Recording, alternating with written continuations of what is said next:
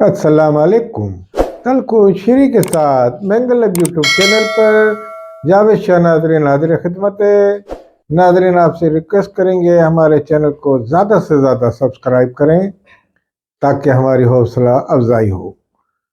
नाज़रीन, पाकिस्तान की सियासी सूरत-हाल तेज़ी से करवट ले रही है और तेज़ी से सियासी तब्दीलियां आ रही हैं और तेज़ी से सियासी जोड़ तोड़ भी हो रहे हैं। तो ये पाकिस्तान की सियासत का खासा है और पाकिस्तान में इलेक्शन से पहले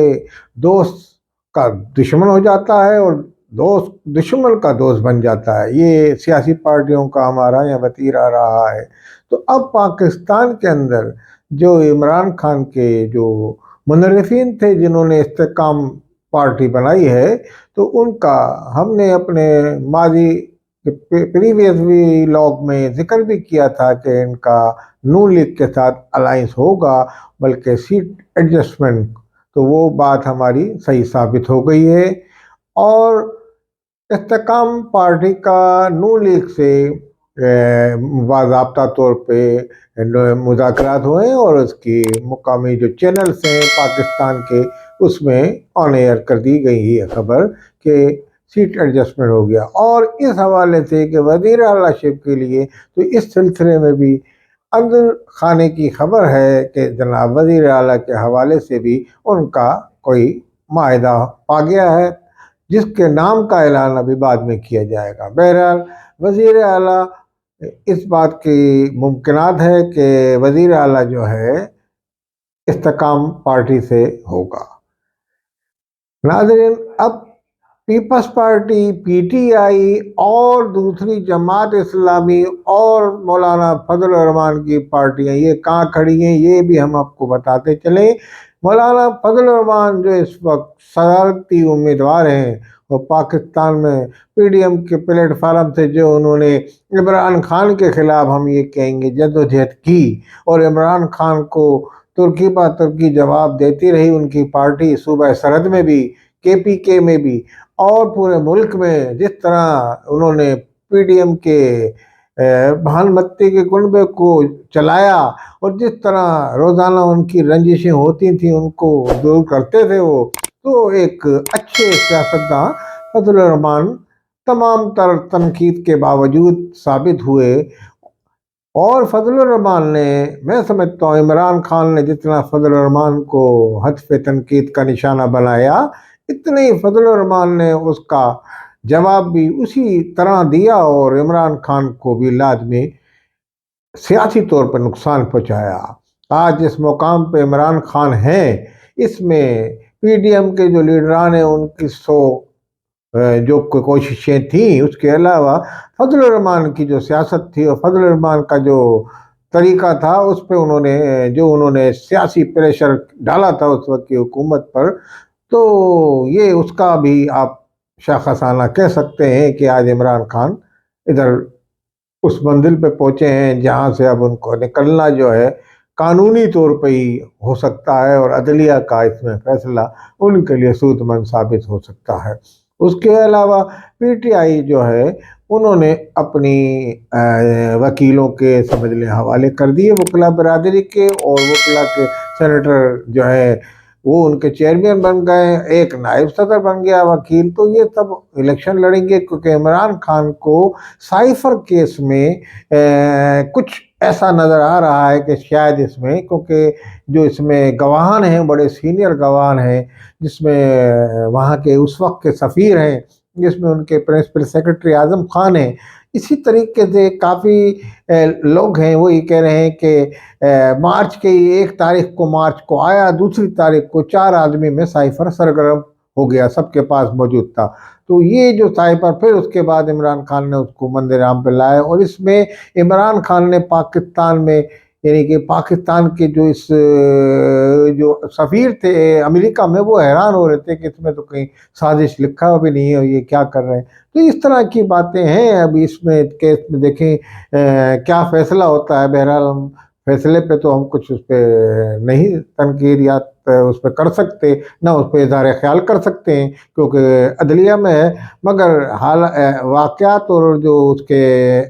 وہ شواہد بتا رہے ہیں کہ آنے والے دنوں میں شاید عمران خان کو اس میں کوئی سزا مل جائے، مگر بہرحال جو انہوں نے پہلے سے اس کی وہ سب بندی کر دی اور چیئرمین کو انٹرا پارٹی الیکشن میں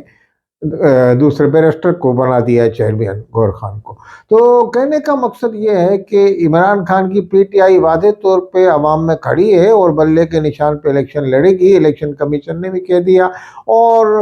رانا ثناء اللہ نے بھی کہا ہے کہ ہمیں ہر حلقے سے ہمارے پاس 12 امیدوار ہیں، درخواستیں آئی ہیں۔ تو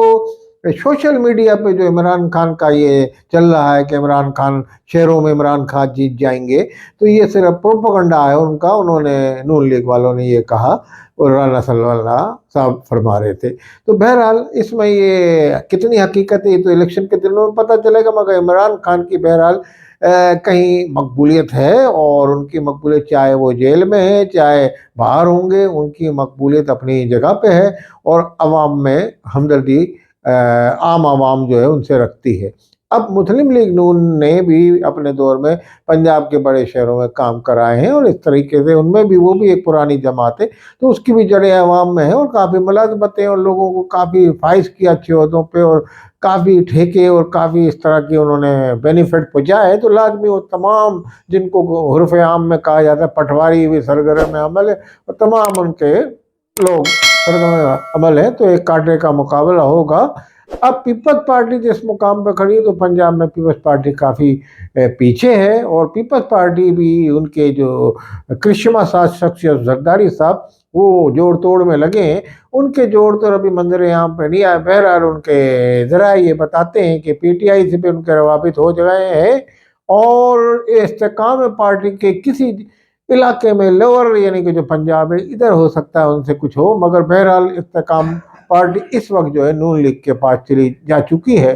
اب ان کے کیا معاہدے ہوئے ہیں کہ پورے پاکستان میں سیٹ ایڈجسٹمنٹ ہوگا یا کہیں نہیں ہوگا، کہیں ہوگا، تو یہ ایک الگ وہ ہے صورتحال، مگر پاکستان کے اندر کچھ بھی ہو سکتا ہے۔ العزیزیہ کیس میں نواز شریف کا مقدمہ چل رہا ہے، تو جج نے کہا کہ جناب آپ کا ہم اگر واپس بیک کر دیتے ہیں مقدمہ ادھر، تو اس میں یعنی کہ آپ ملزم تصور ہوں گے، مگر اب اس کو ہم اس میں ٹرائل چلائیں گے، تو یہ فیصلہ ہوا ہے کورٹ میں، تو اب یہ کہ تیزی سے یہ ہوگا، اور ایک پوری ٹیم ان کی آئی تھی، اور نیب نے جو اپنے محدود کر دیے گئے اس کے اختیارات، تو ان کے وکلاء نے مزید اس میں چلانے سے انکار کیا۔ اب یہ اس کو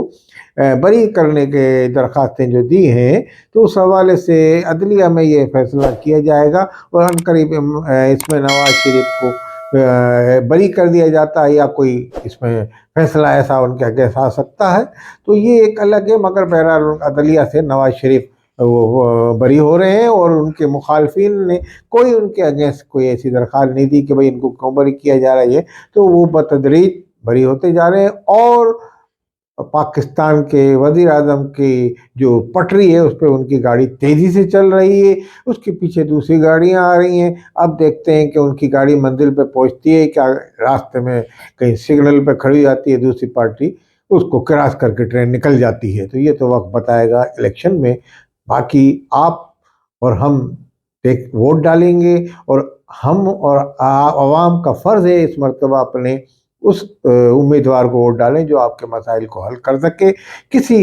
ذات، برادری، نسل، مسلک، مذہب کا اس کا شکار نہ، جو کام والا آدمی ہو اس کو آپ ووٹ ڈالیں۔ پاکستان کی بقا کے لیے یہ بے حد ضروری ہے۔ السلام علیکم۔